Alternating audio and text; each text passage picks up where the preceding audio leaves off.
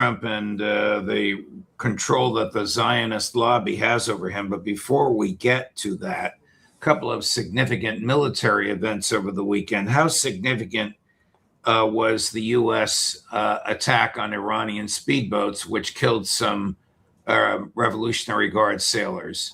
Yeah, the situation's deteriorating. The entire ceasefire, which went into effect roughly April 15th.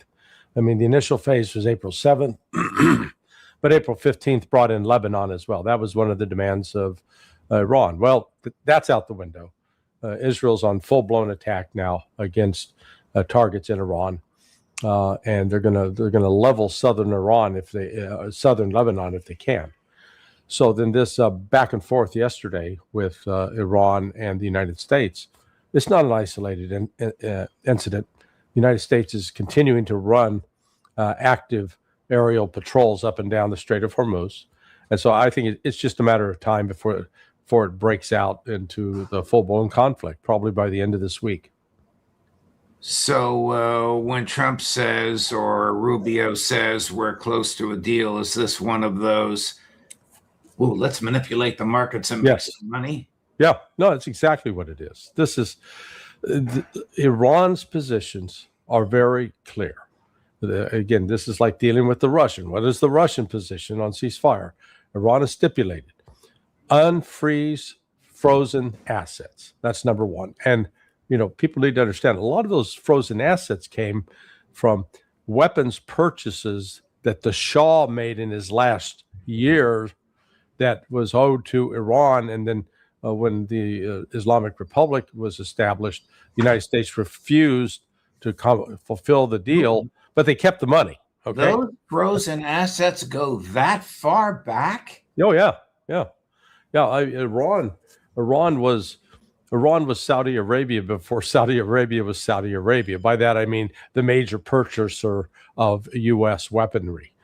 Billions of dollars.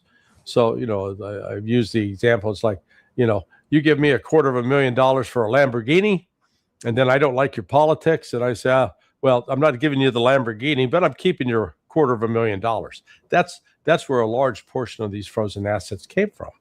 So you got the frozen assets. Second is immediate sanction relief. The United States keeps talking about, we'll see if you comply with the agreement. Iran's been down that road before with the JCPOA. They signed on.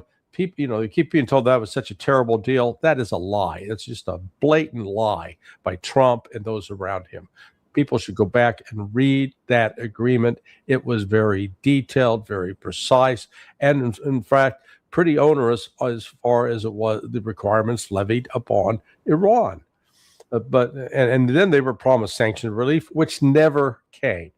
So Iran's saying, no, we're not, giving you a hamburger today for promises you're going to pay on Tuesday or next Wednesday. No. We want it now. Thank you, Wimpy. Right. Yeah. Right. And then the third element that's non-negotiable is the war's got to stop in Lebanon. Israel has got to stop. The United States has got to put the brakes on. The United States has that power. The United States refuses. And as we've seen throughout this so-called ceasefire that's now completely bankrupt, that the United States refuses to exercise the leverage over Israel that it has. And then the fourth element is Iran's going to continue to charge, let's call them resort fees or user fees, environmental fees. They're not going to charge a toll, but any ship that's going to pass through the Strait of Hormuz is going to pay money to Iran. It's going to be paid in either the Iranian currency or Chinese yuan. Right. And the point of all that is those four basic conditions for Iran. United States is not going to accept those because the Zionists will not let Trump accept those. Here's the arch Zionist, Ben-Gvir. They're not going to stop in Lebanon if it's up to him. Cut number 6. Sirens for manned aircraft, explosive drones. We must not accept this reality. We must not normalize it. We already know how it ends when they tolerate and adapt to a routine of terror. Not this time. This madness must stop. I call on Prime Minister Benjamin Netanyahu. You must reach out to Donald Trump immediately, go to him directly, and lay every single one of our concerns out clearly on the table. Make it perfectly clear that the state of Israel is not willing, absolutely not willing to accept. And we refuse to tolerate this any longer. We are not willing to continue these endless campaigns. Our ultimate goal is to achieve a decisive and final victory in every one of them. We need to cut the electricity in Lebanon. The goal, of course, is greater Israel. Gee, was he just talking about a final solution? Sounded like it. Wow. And I mean, that kind of language out of him is disgusting. Yes. And it underscores that, Trump is the daddy here. They go to daddy. And then Trump has it in his power to stop this, but instead he continues to enable it. Well, Larry, we've played this for you. When Trump says Netanyahu will do whatever I want him to, he really has that in reverse. Yeah. Right now, it's as I wrote over the weekend, there are I can give you 250 million reasons why, and that refers to the amount of money that Miriam Adelson allegedly gave to the Trump campaign. But it's not just Adelson, it's Paul Singer. There's a whole collection of Jewish billionaires that are ultra Zionists that are levying their pressure on Trump. And we saw just when the word started over the weekend that there was the possibility of a deal congealing coming into place. Boy, social media just exploded. Trump was getting savaged and hit from all sides, the Lindsey Grahams, the Ted Cruzes, for starters.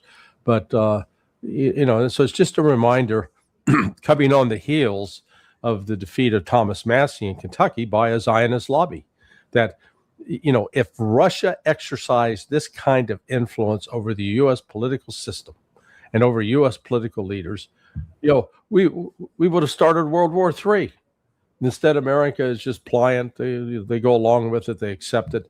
And people, like me and others who will speak out against it are attacked.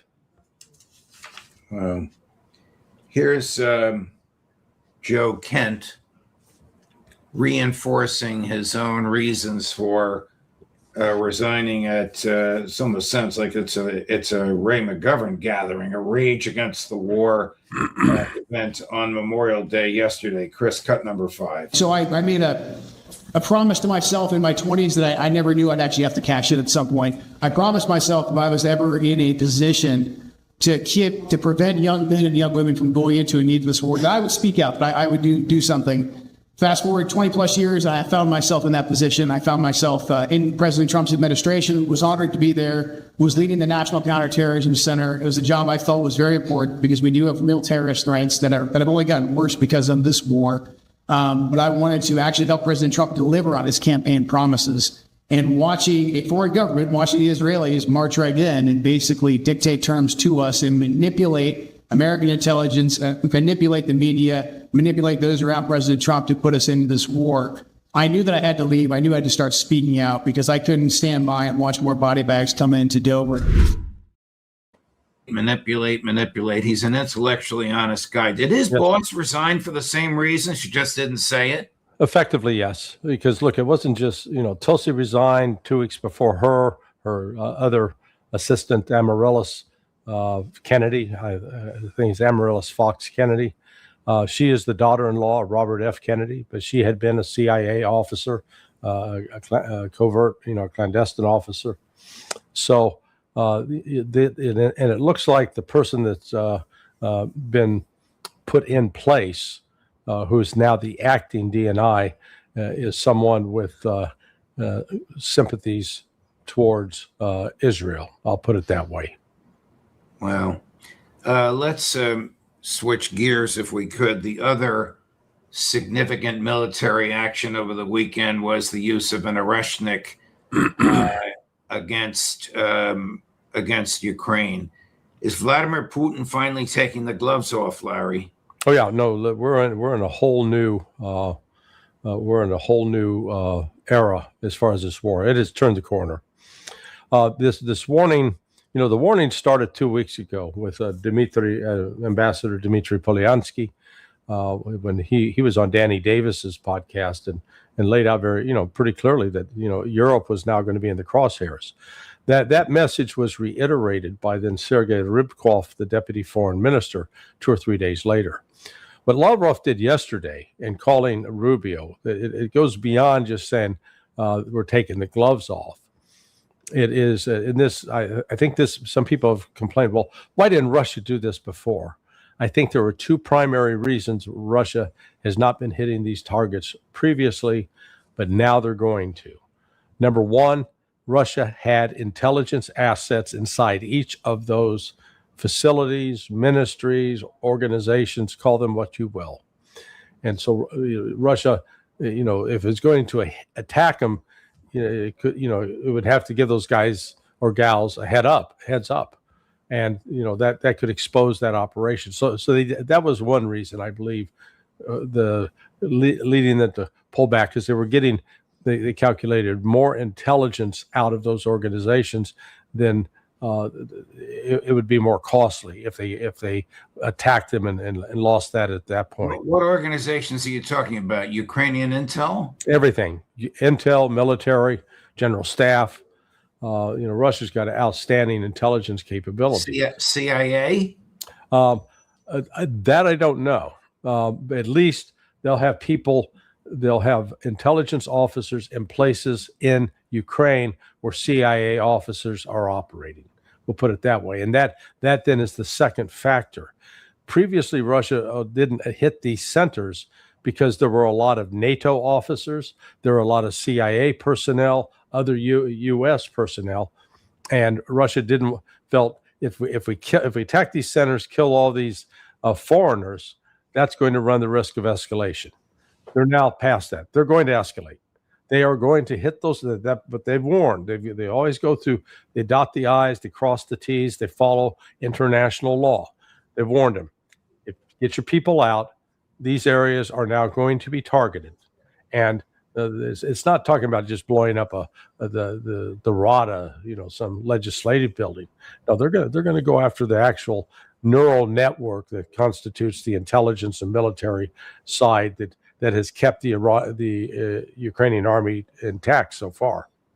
Is this why Foreign Minister Lavrov called Secretary Rubio and told him, you better take the call even if you are in India? Yes, well, absolutely. This is the I don't want to say the equivalent of a declaration of war, but it is it's a transformative point, a watershed moment in this now 4-month war.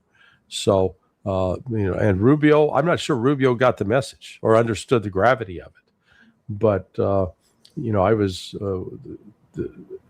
Scott Ritter, Andrei Martyanov, and we were all hosted last night on a podcast to talk about this, sort of the fresh reaction, and we all agreed this is this is a moment that is going to change the face of the war, and that it could actually accelerate the end of it. So because we'll find, I do not believe, I trust in our friend Ray McGovern. He says, if you want to know what the Russians are going to do, listen to what they say. And what they said yesterday was unequivocal. Get your people out. We're going to hit those centers. I don't think they're bluffing. Very, very interesting. Why would the Ukrainians have, like the Americans did in Iran, attacked a school and kill school children? I mean, that's unforgivable, and it arouses the wrath of a people. We all know what happens, the reaction to something like that. Well, I got some insight into that yesterday, just serendipitously. Contacted by somebody, who watches us, the regular follower of the judge. West Point grad, a Mustang. That means, he served as an enlisted guy and then went into West Point, came out, was an intelligence officer, did his time, retired. But he told me yesterday, he says, what's happened is the use of AI for targeting. He says that wasn't being used a year ago. It's being used now. And the problem with AI is it's a garbage in, garbage out system, just because it collects all this data. But if the data itself is bad or unreliable, you can come away with a false confidence. And apparently that's played a factor. Both, and Palantir is at the center of this. That played a factor in the attack on the school, the same way that it did on the attack on the Iranian school in Tehran, the Midlab. So what we're seeing is perhaps an over-reliance on technology that is one explanation for this. Wow. Back to Iran. Is anybody throwing Trump a lifeline? No, well, what's going on behind the scenes, Pakistan is playing a major role. And we saw was it on Saturday? There was a train bombing in Pakistan by the Baluchi Liberation Army. When you dig into the history of the Baluchis, now they live on both in Pakistan and in Iran. So it is an ethnic group. They've been seeking their independence, but they've had long-standing ties, more than 45 years, with Israel and Mossad. And Mossad has been very active with them in the past. In fact, there was one notorious case where two Mossad agents went into one of the Baluchi areas claiming to be CIA officers that were carrying US dollars and recruited these people. So they thought that they were carrying out intelligence operations for the United States. And they've been used to carry out terrorist attacks in Iran. You cannot rule out that as a result of Pakistan's increased role right now in promoting a new security architecture in the Persian Gulf, working at the behest and in tandem with the Chinese, that they were targeted by Mossad as a sort of a retaliatory warning. You keep this up, there's more to follow. But the Pakistanis and Saudis have entered into an agreement that reportedly includes a nuclear umbrella. That this is not publicly reported yet, but this is what I've been told by someone familiar with the discussions, that both the Saudis and Qataris are now starting to distance themselves from the United States. That's the ultimate objective here: push the United States out of the Persian Gulf. So this, and in that regard, one of the interesting subtext here that people are not aware of, that I forget, it was 2-3 years ago, but there was the Gulf Arabs turned against Qatar. They were trying to cut off trade and to hurt Qatar, and the country that supplied Qatar with some if you will, humanitarian aid was Iran. So just because they're quote Gulf Arabs doesn't mean they all have a natural affinity for each other. And Iran has always had a pretty good relationship with Qatar. And Qatar is significant because that is the site of the largest U.S. military base in the region. That base is still active. So if Al Udeid is closed, that is going to be a significant blow to U.S. capabilities in the region. Do you think Donald Trump has the remotest idea of all the forces he set in motion and all the how fruitless his efforts will be? No. And in fact, he doubled down yesterday, over the weekend. Yeah, it was yesterday, insisting that, or in his conversation late Sunday, with all the Gulf Arabs, with Turkey, with Egypt, that, hey, y'all need to sign on. If you're going to do this, you got to sign on to the Abraham Accord. He wasn't asking them; he was telling them. And Saudis wasted no time coming back saying no and hell no. Others did too. They made it clear that there's not going to be any rapprochement with Israel until the question of a Palestinian state and Palestinian freedom is addressed. And until that time, there's not going to be any Abraham Accord. There'll be no recognition or peace with Israel. The issue of the Palestinian people their right to exist, their right to a homeland, their right to a state. That must be addressed by the United States, by Israel, or else there will be no peace between the Arab countries and Israel. Larry, thank you very much, my dear friend. We have a marathon of the day today, as you know. Yeah. You're gonna need a nap in here sometime. Just about. And I truly appreciate your modifying your schedule to accommodate us. We'll see you Friday with the aforementioned Ray McGovern on the Intelligence Community Roundtable. All the best, my friend. Yeah, I think we'll have something to talk about by then. I think we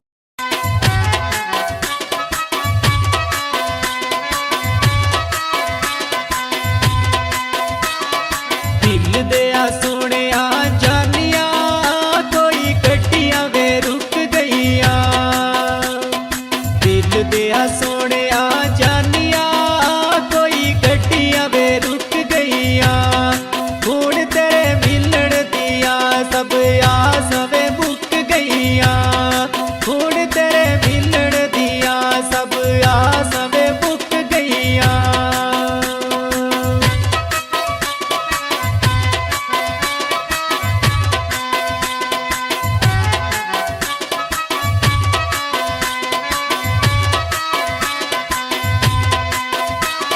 दिल दिया सुनिया जानिया हुण रात नू नी सोंदे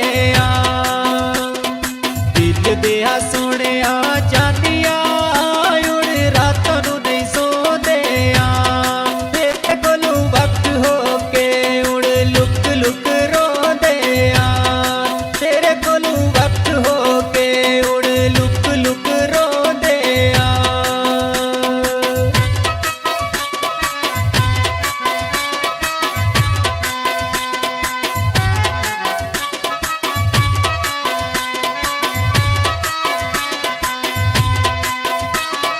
दिल दिया सोनिया जानिया कान सानू फोन कीता दिल दिया सोनिया जानिया कान सानू फोन कीता ओला के मेरी शक्ना दी मेरे जिगर दा फोन कीता लाके मेरी शक्ना दी मेरे जिगर दा फोन कीता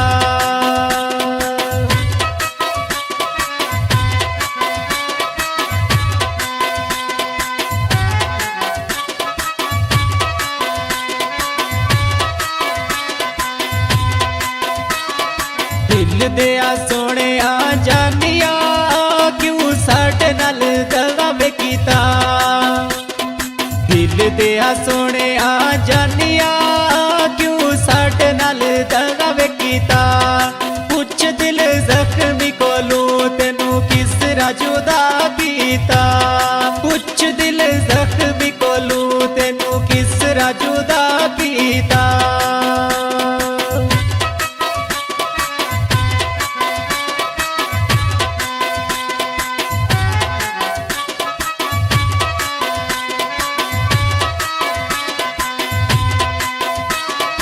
दिल दिया सोनिया जानिया छोड़ा नहीं सह सकदा सी दिल दिया सोनिया जानिया छोड़ा नहीं सह सकदा सी तेरे कोलू दूर हो के कदे रह नहीं हो सकदा सी तेरे कोलू दूर हो के कदे रह नहीं हो सकदा सी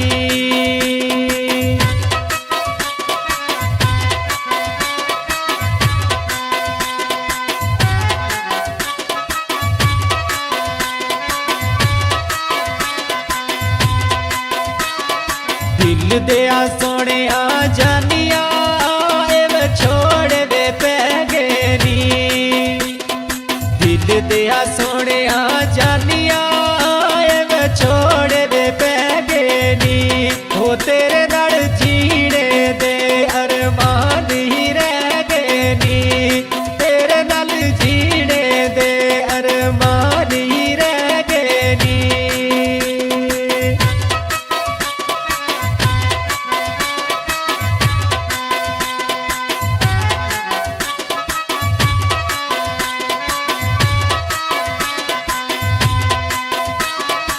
ਦਿਲ ਦਿਆ ਸੋਹਣਿਆ ਜਾਨੀਆਂ ਕਿੱਸਾ ਹੀ ਮੁਕਾ ਸਟਿਆ ਦਿਲ ਦਿਆ ਸੋਹਣਿਆ ਜਾਨੀਆਂ ਕਿੱਸਾ ਹੀ ਮੁਕਾ ਸਟਿਆ ਉਹ ਚੰਗੇ ਭਲੇ ਵਸਦੇ ਸਾਂ ਤਕਦੀਰ ਰੁਲਾ ਸਟਿਆ ਚੰਗੇ ਭਲੇ ਵਸਦੇ ਸਾਂ ਤਕਦੀਰ ਰੁਲਾ ਸਟਿਆ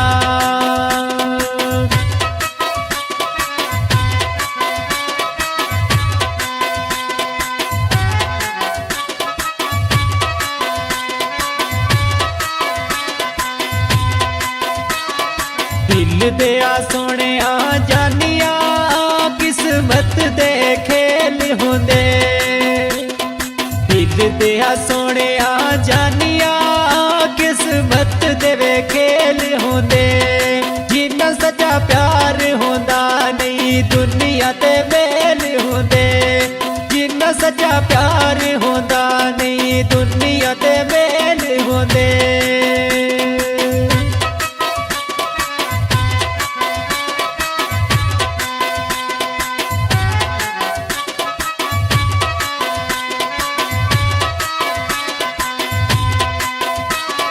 ਦਿਲ ਦਿਆ ਸੋਹਣਿਆ ਜਾਨੀਆਂ ਕੁਝ ਗੱਲੋਂ ਮਜਬੂਰ ਹੁੰਦੇ ਦਿਲ ਦਿਆ ਸੋਹਣਿਆ ਜਾਨੀਆਂ ਕੁਝ ਗੱਲੋਂ ਮਜਬੂਰ ਹੁੰਦੇ ਸੁਖੀ ਨਹੀਂ ਜਾਵੇਦ ਵੇਖੇ ਜਿਹੜੇ ਸੱਜਣਾ ਤੂੰ ਦੂਰ ਹੁੰਦੇ ਸੁਖੀ ਨਹੀਂ ਜਾਵੇਦ ਵੇਖੇ ਜਿਹੜੇ ਸੱਜਣਾ ਤੂੰ ਦੂਰ